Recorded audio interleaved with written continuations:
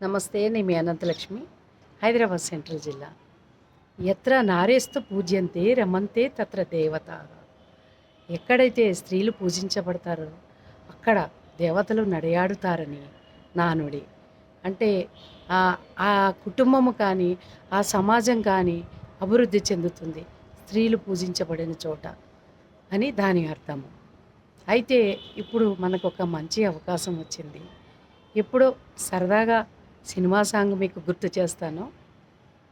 లేచింది నిద్ర లేచింది మహిళా లోకం, దద్దరిల్లింది పురుష ప్రపంచం.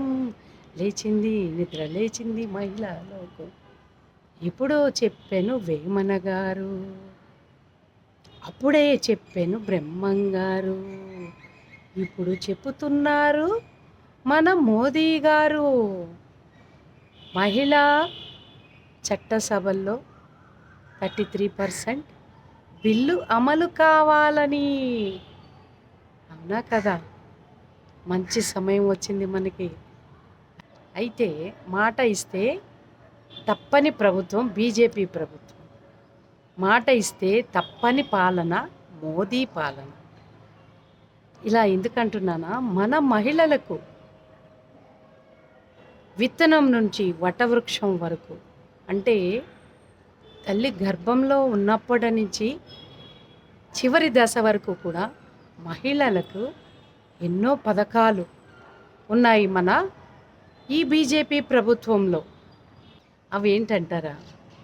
మాతృత్వ Vandana, Sukanya Samriddhi Yojana, Beti Bachao Beti Padhao, LPG gas connection, Ujjwala Yojana, Swachh Bharat మరుగుదొడ్ల నిర్మాణం, ముద్రా యోజన, పిఎం స్వనిధి యోజన, జన్ధన్ యోజన, లఖ్పత్ దీదీ, డ్రోన్ దీదీ, కాశ్మీర్ విడుదల, triple talaq, Atal pension Yojana, PM Jeevan Jyoti. మనందరి కోసం ఇప్పుడు వచ్చింది అసలైన పథకం, నారీ శక్తి వందన్ అధినయం. అధినయం అంటే చట్టము, యాక్ట్. అయితే దేశ అభివృద్ధి పదంలో మహిళ మరింత కృషి చేయగలదు.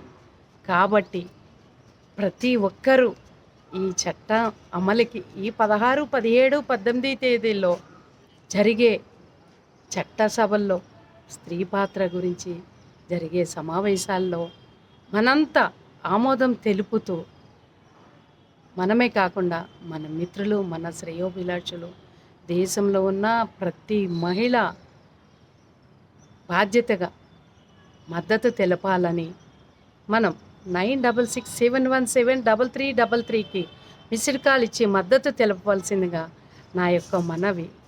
జై శ్రీరామ్, జై భారత్, భారత్ మాతాకి జై. నరేంద్ర మోడీ గారికి ధన్యవాదాలు.